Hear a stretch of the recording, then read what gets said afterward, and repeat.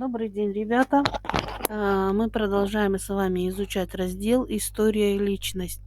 И урок у нас сегодня параграф номер 36-37 «Щедрая доля». И сегодня на уроке вы узнаете, что обозначают слова «плеяда» и «созвездие». Будете читать отдельные главы исторического романа Абиша Кекильбаева «Плеяда. Созвездие надежды» на русском языке и обсуждать вопросы, связанные с центральным образом хана Абулхаира. Прочитав биографию Абиша Кекильбаева, выполни упражнение номер 1. Составьте хронологическую таблицу о жизни и творчестве Абиша Кекильбаева на основе вступительной статьи. Здесь вам нужно заполнить таблицу, которая состоит из 3 столбцов: дата, жизненные факты и творчество. Пример выполнения данной работы вы можете ознакомиться самостоятельно.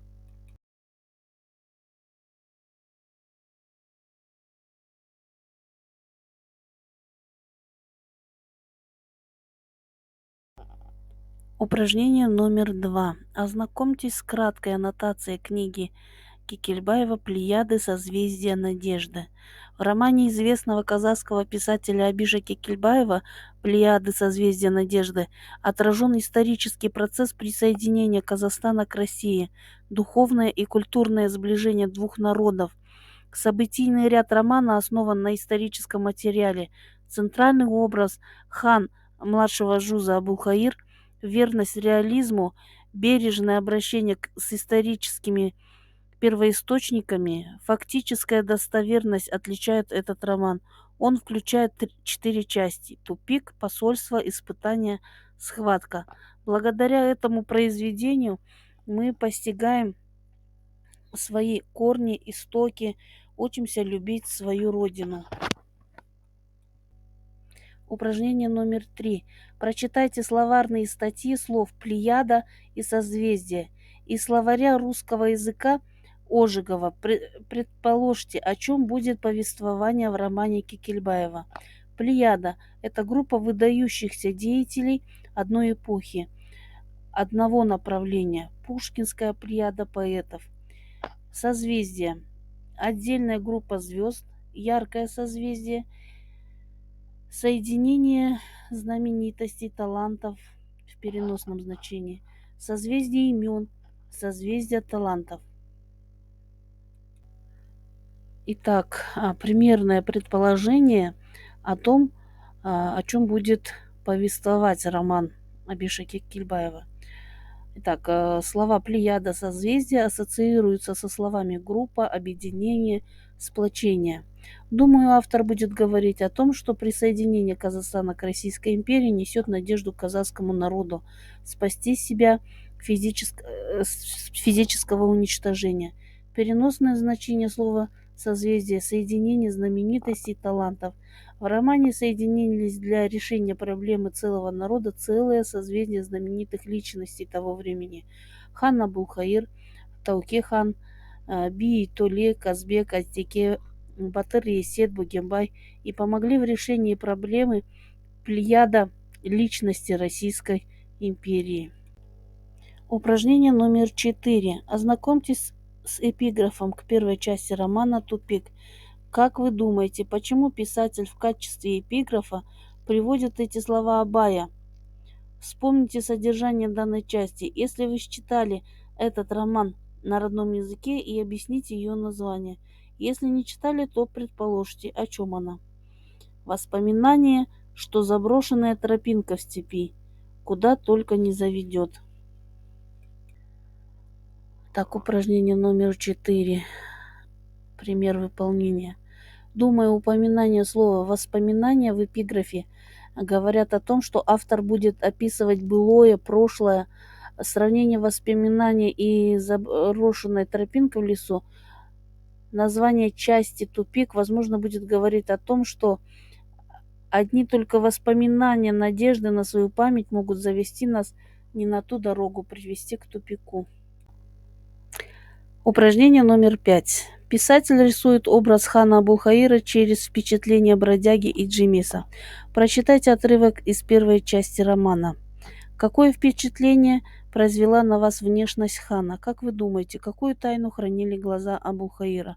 Соответствует ли образ хана Абулхаира, запечатленный художником, словесному описанию его в тексте? Сравните. Всадников наверху становилось все больше и больше. Прямо перед собой Иджимес увидел крупного серого скакуна, а на нем светлолицего мужчину. Губы плотно сомкнуты, тонкие, словно пером прочерченные, брови сурово нахмурены, взгляд больших глаз пронзительный и отрешенный. В то же самое время он будто выхватил Иджимеса среди кровавого месива, пригвоздил его к месту. Что копье или острый камыш по сравнению с таким взглядом. И Джемес был не в силах оторваться от лица, от глаз всадника на сером коне. Они таили в себе удивительную загадку. Глаза эти были бездонными и в бездонности своей хранили, прятали не радость, не печаль, не удивление или растерянность, а нечто более сложное и глубокое, чему и Джемес не мог найти названия. Находиться, присутствует человек этот, вроде бы здесь и не здесь, со всеми вместе, но сам по себе. Нет ему дела ни до Эджимеса, ни до этих убийц, упоенных обильной добычей. Мысли его где-то в далекой дали. Всматривается он в этом далеке нечто ведомое, доступное только ему одному. Человек этот точно околдовал, зачаровал Иджимеса. Он позабыл об опасности и обо всем, что творилось вокруг. Лишь когда Джигит, играючи, прикончил лошаденку Иджимеса, которую куланы вместе с собой не извергли в этот ад, когда она захрипела, выкатив черные блестящие глаза, он вернулся в этот отвратительный, в этот беспощадный мир. Из глаз Иджимеса брызнули слезы. Он застонал, словно теперь пришел его черед подставить шею под нож. Не ведающий пощады и жалости, неуклюже пошатываясь, Иджимес начал подниматься навстречу своему палачу. Сверху на него полетел дружный, громкий хохот. Итак, пример выполнения упражнения номер 5. Внешность хана сказала мне о его серьезности, целеустремленности, суровости, строгости. Глаза Абулхаира хранили тайну, которую он не мог рассказать никому другому, возможно, по причине неспособности кого-либо понять его в полной мере. О взгляде говорится, что он был пронзительный и в то же время отрешенный. Хан находился в своем внутреннем мире и был сосредоточен на достигаемой цели. Пронизывал эту цель насквозь. Здесь он отчужден от других отвлекающих вещей, мыслей, дел внешнего мира. Отрешенный. Нет ему дела ни до Эджимеса, ни до этих убийств. Мысли его где-то в далекой дали. Образ хана, запечатленный художником, соответствует описанию его в тексте. Упражнение номер 6. Прочитайте отрывок из первой части. Какие черты характера проявились в поступке юного Абулхаира? Найдите в тексте и запишите ключевые предложения, выражающие основную мысль данного отрывка. Вся степь кипела от гнева, от ненависти к джунгарам, захватившим лучшие земли казахов. Хан Тауке, тем не менее, не спешил начинать войну с джунгарами. Действовали против джунгар, объединившись в небольшие отряды, самые отчаянные джигиты. Они совершали молниеносные набеги на окраинные аулы джунгар. В одном таком набеге участвовал и Абулхаир. Он был тогда совсем еще зеленым юнцом. На счету у него не имелось ни одного убитого врага. Казахские джигиты обрушились на джунгар, которые обитали на побережье Или. Оба отряда бились отчаянно. Джунгары гибли один за другим, но им удалось переправиться через реку и укрыться в большой пещере. Около входа в нее залег огромный детина с ружьем на ножках. Он снимал всадников, которые лезли под пули с коней. Нагруженному добычей отряду преграждали дорогу река и пули. Он был вынужден остановиться. Пыль сзади становилась еще гуще. Не решившись броситься в бой или бежать, казахи залегли. Вдруг от отряда отделился всадник и прямиком направился к броду. Красивый вороной конь шел под всадником пляшущим шагом. На его лоснящемся крупе играли отблески воды. На красавце коне сидел бледный юноша, сидел беззаботно, спокойно, будто отправлялся на прогулку.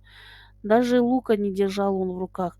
Ехал довольный собой, гордый своим конем. Смолкло оружие, изрыгавшее пули.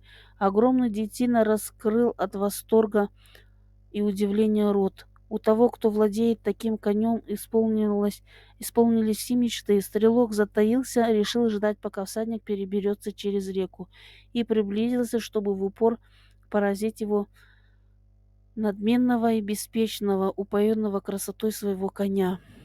Несравненного же скакуна он трогать не станет. Джигит двигался не спеша, спокойно, возвышался на темно-буром своем иноходце. Казахи замерли. Господи, что он делает? Что с ним будет? Джунгарский стрелок ликовал. Цена этому сопляку — одна пуля. Свалю его, вышибу из щегольского седла, накормлю прибрежным песком. Ну-ну, давай, подъезжай ближе. Конь будет моим. Что задумал этот балбес, удивился он. Гривий пригнулся, погнал Бурова. Вот я тебе покажу сейчас, лихач безмолвный. Сейчас. Однако выстрела не последовало. Молниеносным движением всадник бросил нож и угодил стрелку прямо в сердце. Тот покатился вниз, поднимая за собой облако белого песка, и растянулся огромной глыбой у самого кромки воды. Одним прыжком конь достиг разинутой пасти пещеры. Встревоженные наступившей тишиной джунгары начали высовываться из пещеры и тут же падали, сраженные летевшими стрелами бледного седока. Казахи были потрясены смелостью, бесстрашием Абулхаира. Когда их отряд, чуть не сложивший головы на берегу Таласа, добрался до своих земель, джигиты окружили Абулхаира и закидали вопросами. «О Аллах, как ты решился на этакий поступок? Ведь на верную смерть шел, на верную.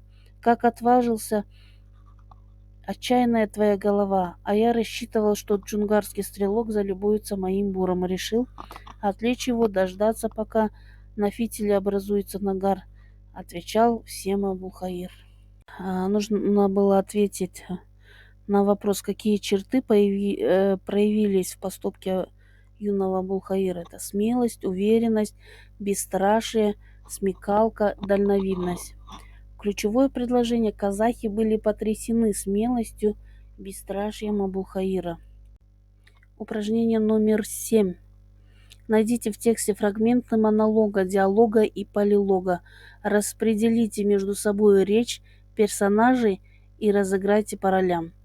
Упражнение номер 8. Прочитайте данный отрывок из романа. Какую новую информацию вы получили о главном герое? Какой тип речи доминирует в тексте? Ответ на упражнение номер 7. Монолог. Огромный детина раскрыл от восторга и удивления рот. У того, кто владеет таким конем, исполнились все мечты. Джунгарский стрелок ликовал. Цена этому сопляку. Полилог. Когда их отряд закидывали вопросами: «О Аллах, как ты решился на этакий поступок?» и далее. Ответ на упражнение номер 8. Итак, новая информация. Абулхаир не боится идти навстречу с новыми обстоятельствами, местами, людьми. Такие качества, как заносчивость, чванство ему не присущи. Не чуждался простой аульной пищи, жесткой постели, простой одежды. Носил рюкзак с высушенными костями и с целью обережения. Ездил легкой рысью, замечая все вокруг. Был наблюдателем. Тип речи, описание.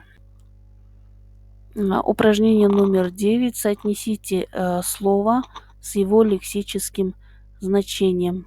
Итак, вариант выполнения чуть ниже. Первое. Скитание – это странствие. Белая кость – привилегированная часть общества. Черная кость простой народ не чванился, не зазнавался. Напасти, беда, неприятность. Куда глаза глядят, неизвестно куда. Захудалый.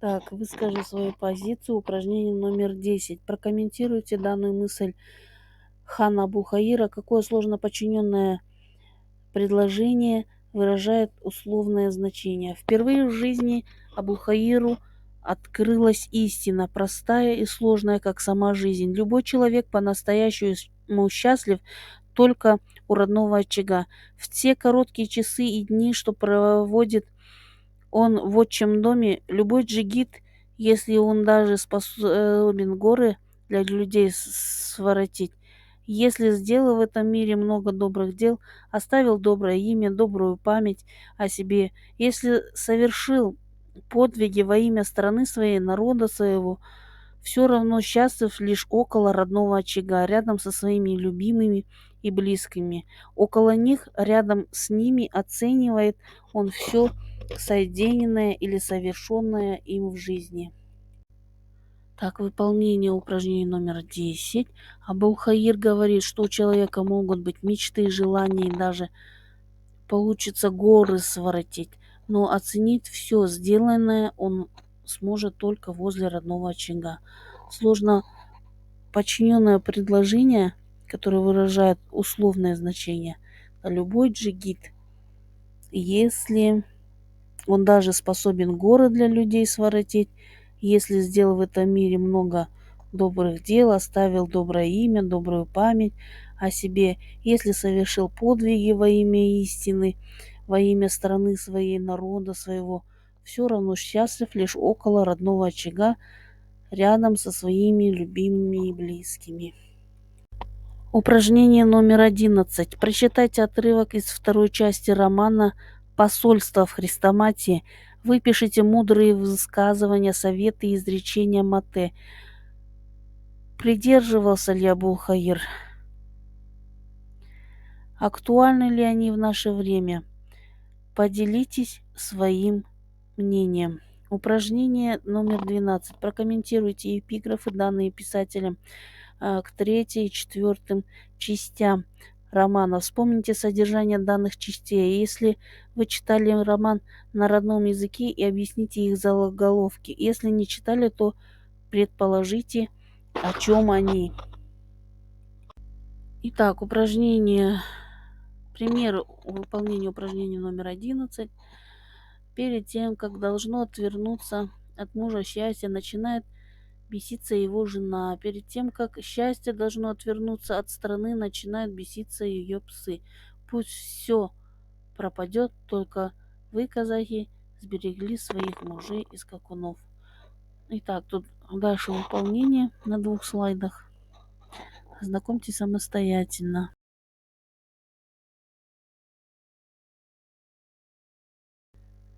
Так, упражнение номер 12. Пример выполнения. Эпиграф и название испытания говорят о содержании этой части.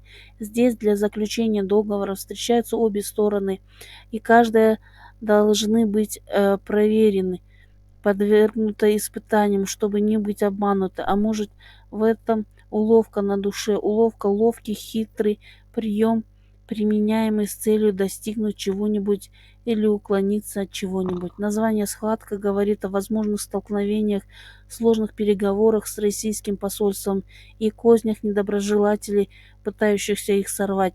Осторожность, разумность нужна верблюду из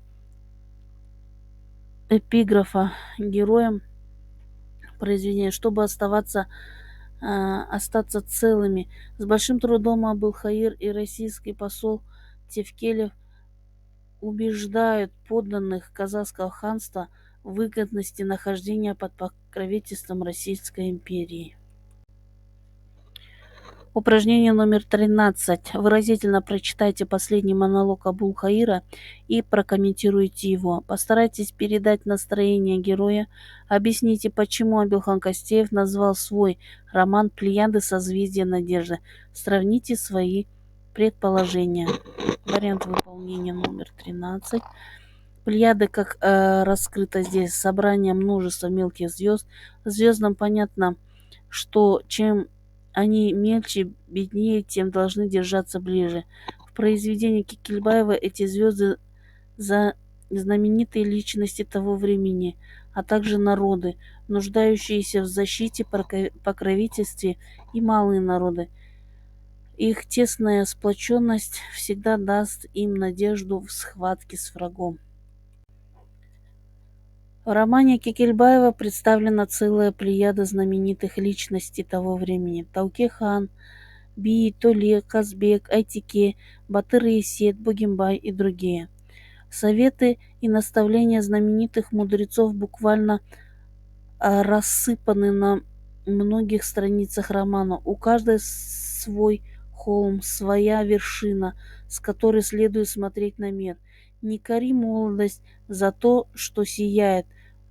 Все мы из нее вышли. Не кори старость за то, что ковыляет. Все мы войдем в нее. Напишите эссе, раскрыв содержание любого из наставлений знаменитых мудрецов. Вариант примерного эссе. Ответ на упражнение номер 14. Раскроем содержание одного из наставлений советов Казбек-Бия. Пусть сын умрет, сломав шею от торопливости, пусть дочь умрет, задыхаясь от стыдливости. Своим советом Би призывает сыновей к торопливости, возможно, в труде, ответственности. Здесь не нужна медлительность, ленность, но склонность, привычка торопиться, спешка исполнить что-либо. Дочерей он призывает к стыдливости, выражающейся в смущении души при виде нравственного неприличия, при проявлении соблазна и греха. Думаю, здесь Казбек не приемлет женщину распущенную, безнравственную, развязную и, возможно, сказал бы, что такой лучше не жить на свете, а умерший от торопливости или от стыдливости оставит о себе хорошую память, и его, возможно, не раз вспомнят с хорошим словом. Так, на этом все. Спасибо за внимание. Не забываем подписаться на мой канал. Поставьте лайк, пишите комментарий.